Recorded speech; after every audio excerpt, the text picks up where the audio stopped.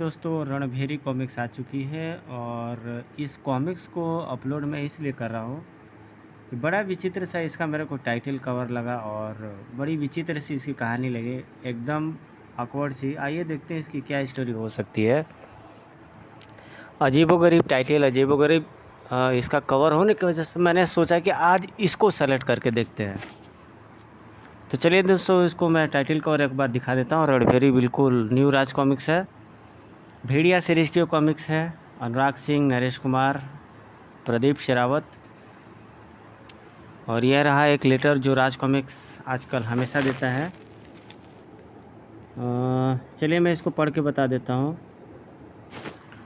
Raj comics by Sanjay Gupta में शुद्धिकरण श्रृंखला का तृतीय भाग रणभेरी आप सभी कॉमिक्स प्रेमियों को मैं समर्पित करता हूँ। इससे पूर्व प्रकाशित दोनों भाग दुष्पूर्ण और आधिपत्य को आप सभी ने पसंद किया। इन दोनों कॉमिक्स को सफल बनाने के लिए आप सभी का हार्दिक आभार। सभी ने पसंद किया। इन दोनों कॉमिक्स को सफल बनाने के लिए आप सभी का हार्दिक आभार। डोगा की रक्त कथा श्रृंखला का तृतीय भाग बलिदान तुम्हारा भी इसी सेट में प्रकाशित किया जा रहा है। आगामी कॉमिक्स होगी सर्वनायक श्रृंखला में स्वर्ग्रहण एवं पुनरुत्थान सीरीज का द्वितीय भाग शंखनाद। ये दोनों कॉमिक्स जुलाई माह 2022 में प्रकाशित की जाएंगी। मेरा यह प्रयास रहेगा कि आपको आगामी कॉमिक्स के लिए ज़्यादा इंतज़ार ना करनी पड़े, सभी सीरीज वाजिब समय पर पूरी कर दी जाए। अब ये बात करते हैं रणभेरी के बारे में। जैसा कि आप सभी जानते हैं, भेड़िया भी जैन की अनुपस्थिति में मानसिक रूप से आहत और व्यग्र है। ऐसे भावुक समय पर जंगल में बहुत कुछ रहस्यमय घटित हो रहा है, जो परिस्थितियाँ भेड़िया, वनस्पति और वनवासियों के विपरीत बनती प्रतीत हो रही हैं। इस सीरीज में रहस्यों की कई परतें हैं। प्रस्तुत भाग में पिछले कई रहस्य आपके सामने खुलेंगे तो कई नए रहस्य आपको अपनी जकड़ में ले लेंगे। शुद्धिकरण के रचनाकार दल की पूरी कोशिश है कि एक बार फिर से अमर प्रेम श्रृंखला वाला जादू रख सकें। चौथा भाग अतिक्रमण, जिसका नाम पहले उत्तराधिकारी था, किंतु जब फेसबुक पर तक क्षत्रिय मौर्य ने जी इस तरफ इशारा किया कि इस नाम से भेड़िया के पूर्व भी कॉमिक्स प्रकाशित हो चुकी है, तो मैंने इस पर नाम बदलकर अतिक्रमण कर दिया। इस जागरूक पाठक का मैं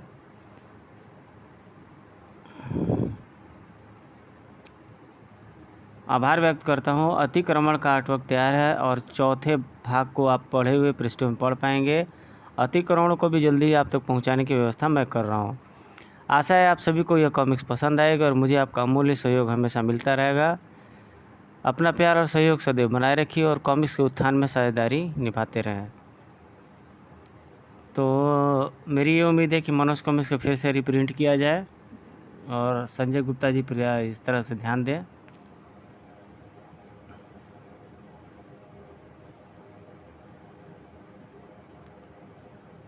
तो रणभेरी भेड़िया शुद्धिकरण बिल्कुल अजीबोगरीब अब हो गई है।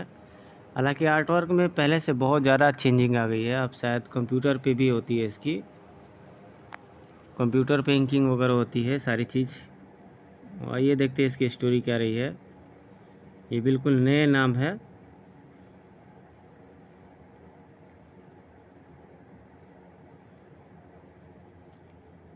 चलिए देखते हैं इसकी क्या स्टोरी रही है भेड़िया सीरीज की। कब भेड़िया जो है कि भेड़िया मानव और भेड़िया वाला रूप लेता है, कब भेड़िया पक्ष में बदल जाता है, पता ही नहीं चलता भेड़िया के कॉमिक से। चलिए, आधिपत्य में आपने पढ़ा कि धरती के गर्भ को चीरकर बाहर आया कालजयी भेड़िया मानव योद्धा भेड़वा, जिसने मचा दिया पूरे जंगल में कोहराम। एल्फांटो, दौड़ंद, तंतन्ना जैसे धुरंधर भी उसके सामने ना टिक पाए। अनजाने में कोंगा को हराकर वह बन बैठा पंचसंघ का नया सरदार। उसे रोकने आया भेड़िया भी हो गया उसकी विलक्षण शक्ति के सामने परास्त। अब आगे क्या होगा जब सामने आएंगे और भी कालजयी योद्धा और बजाएंगे योड़ की रणभेरी। तो ये सारे के सारे भेड़िया मानव ही लग रहे हैं। आइए देखते हैं क्या इसकी स्टोरी है।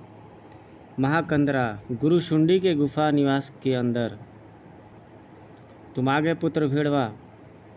हाँ गुरु शुंडी, आपके आशीर्वाद और सर्वास्त्र की शक्ति और की सहायता से मेरा सतह पर जाने का उद्देश्य पूरा हुआ।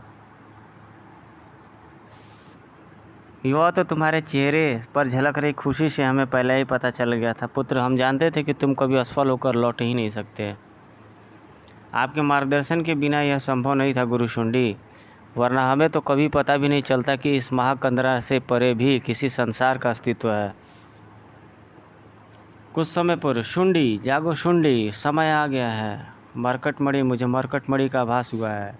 शीघ्र ही आपने मेरा स्मरण किया गुरु शुंडी। हाँ भेड़वा, हमें तुम्हारे पराक्रम की आवश्यकता है। आदेश दीजिए गुरु शुंडी, कितने सिर काट कर लाने हैं। नहीं भेड़वा, तुम्हें योद्धा बनकर नहीं अपितु अन्वेषी बनकर जाना है।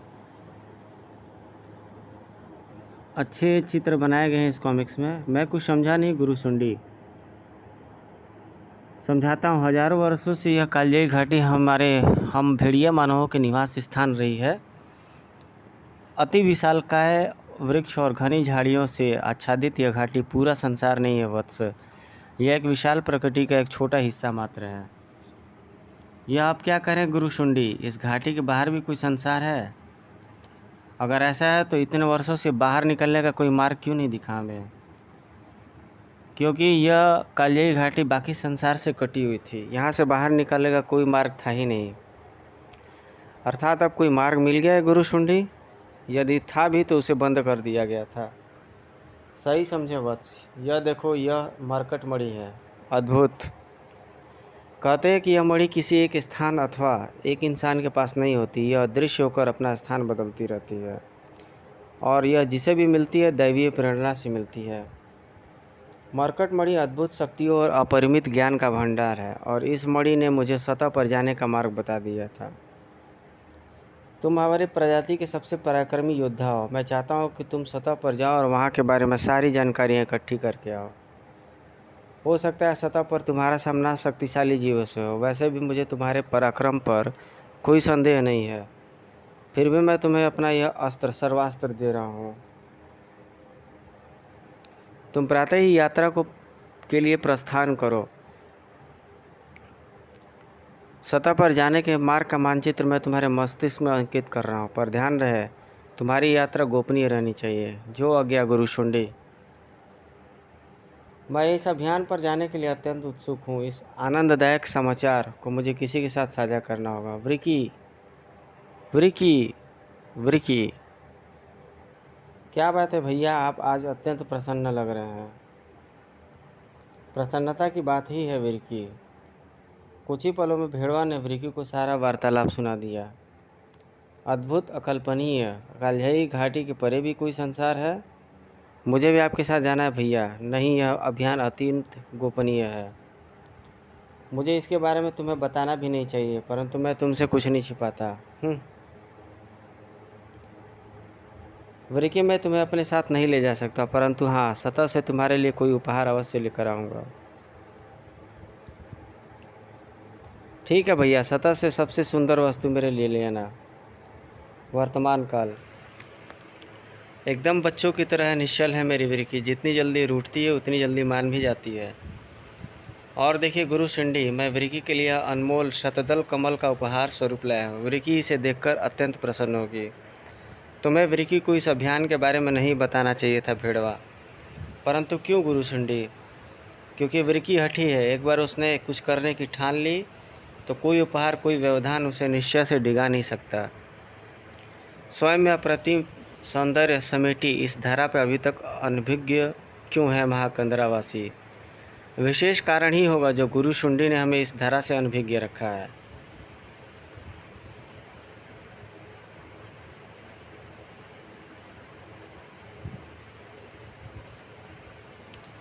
आओ मित्रों, देखिए क्या रहस्य छिपा है यहाँ की धरती पर। प्रकृति ने अपना सब कुछ दिया है इस वन को। यह बहता जल भी मन को शांति प्रदान कर रहा है।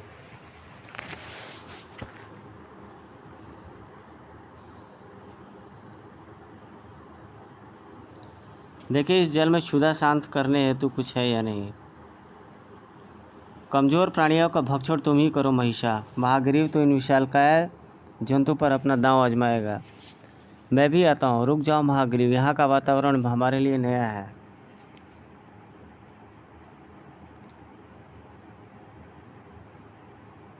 तो यहाँ पर पेजेस कुछ उल्टे हो गए हैं और यहाँ असुविधा हो रही है, बट मैं फिर भी ट्राई कर रहा हूँ कि ये चीज़ों को पढ़ लूँ आपके लिए।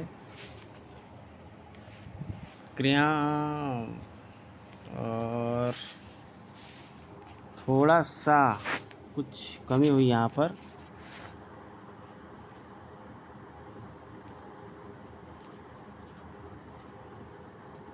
मनमोहक है ये पुष्प, महाकंदरा में विलक्षण पुष्प दिखाई नहीं देते, यहाँ दिखे भी तो इतनी ऊंचाई पर।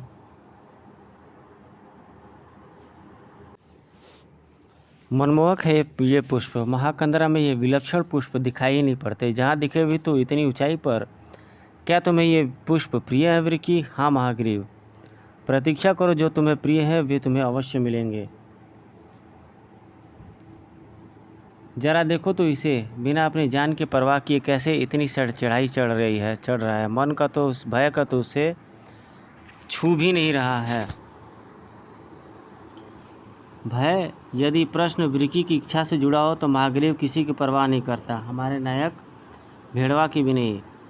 तब तो बिना किसी परिणाम की चिंता किए मैं उसके साथ यहाँ आ गया।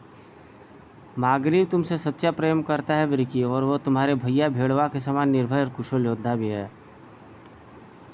तो फिर उसका तुम प्रेम निवेदन स्वीकार क्यों नहीं करती? क्योंकि महाग्रीव को मैं केवल अपना मित्र मानती हूँ, और वृकी का प्रेम कोई उपहार की वस्तु नहीं जो इतनी सरलता से प्राप्त हो जाए। जो भी योद्धा अपने अद्भुत पराक्रम और शौर्य से मेरा मन जीतेगा, वही होगा मेरे प्रेम का सच्चा अधिकारी।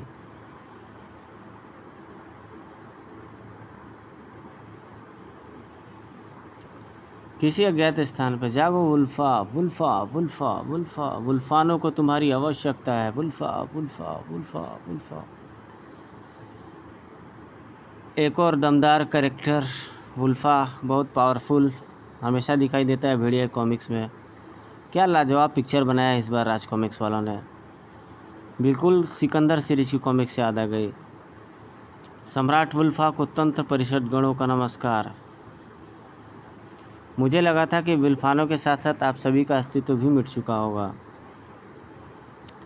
नहीं सम्राट, तंत्र परिषद को मिटाना आसान नहीं है। मिटाना तो वुल्फा को भी आसान नहीं था तंत्रगढ़ों, परंतु यह असंभव कार्य भी हुआ ना, वो भी आप सभी की उपस्थिति में।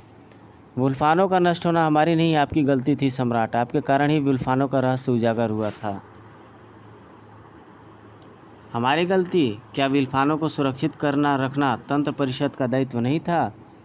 गुरुराज भटकी के द्वारा तंत्र परिषद के गठन का औचित्य ही क्या बचा?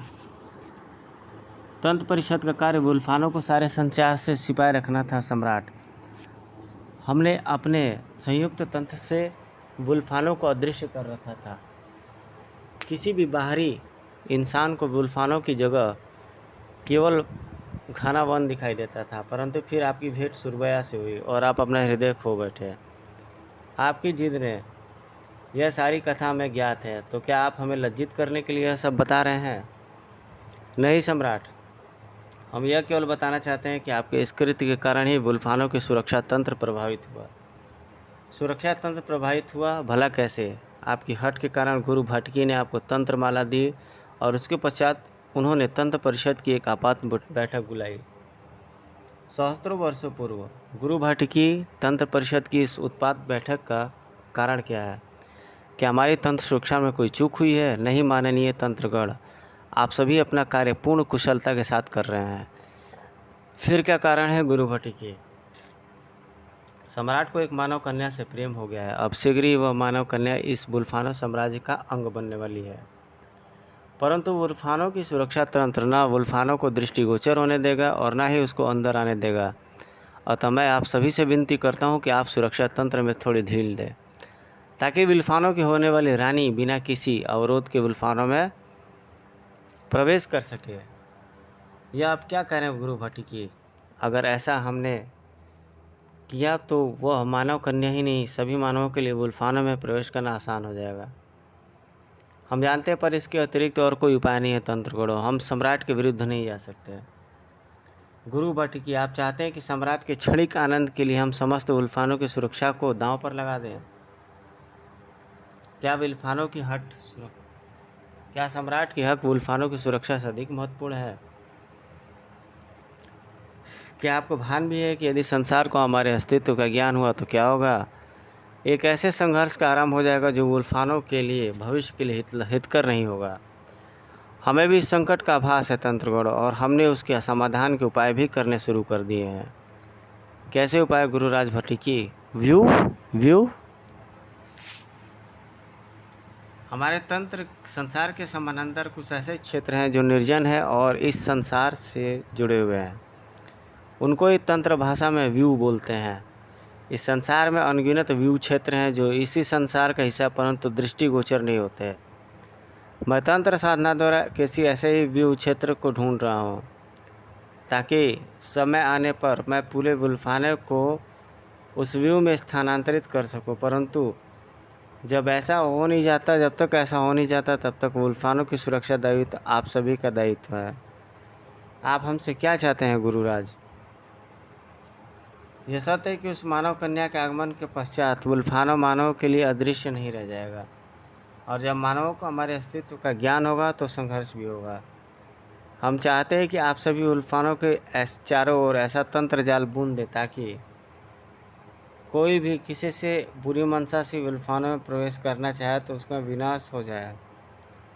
ठीक है गुरु भाटिकी, आपके आश्वासन पर हम यह कदम उठा रहे हैं। हम वुल्फानों के चारों ओर ऐसा सुरक्षा कवच बना देंगे, और जब मानवों को हमारे अस्तित्व का ज्ञान होगा तो संघर्ष भी होगा। कि शत्रु भूलकर भी वुल्फानों में प्रवेश करने का साहस नहीं करेगा। यदि ऐसा था तो यह संभव हुआ कैसे?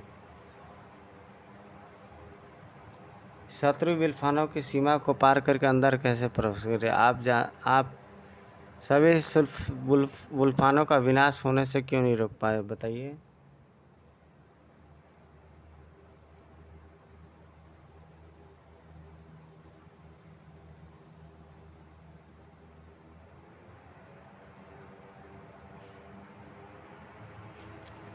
उस शक्ति के कारण जिसके कारण हमारा संयुक्त तंत्र भी असफल साबित हुआ।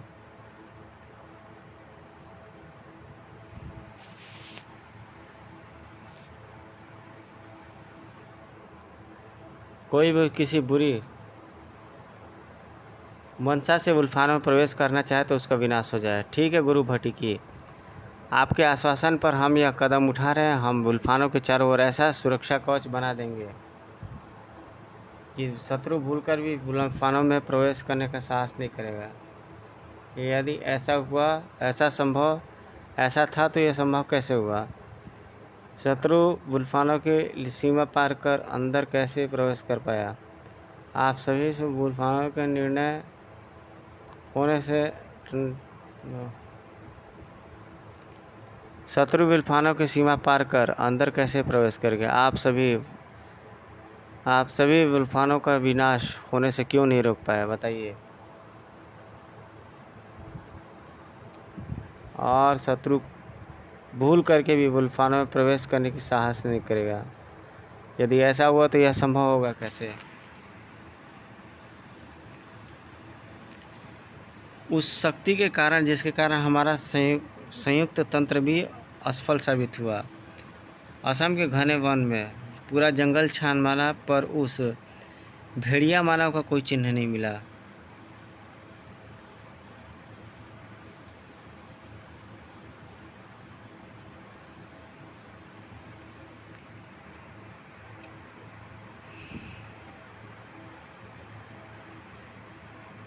पूरा जंगल जहाँ मारा पर उस भेड़िया मानव का कोई चिन्ह नहीं मिला।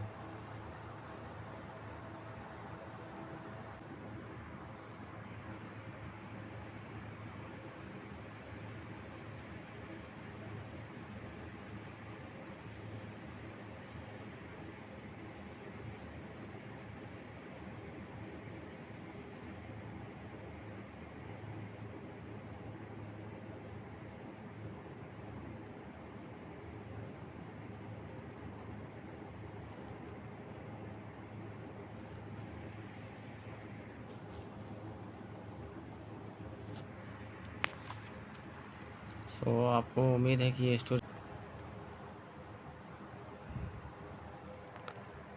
आखिर वह गया तो गया कहाँ। मेरी बीवी, यह जानना बहुत ज़रूरी है। बनारस।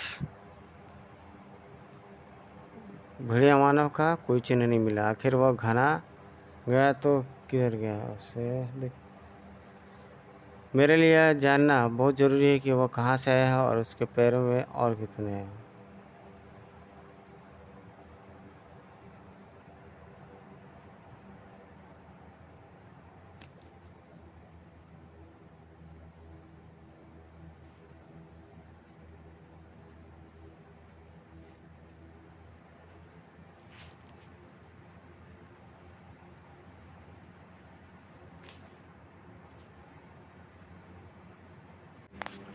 तो गाइस अभी तक की स्टोरी में इतना ही। इसके बाद की वीडियो मैं कल या किसी और समय अपलोड करूँगा।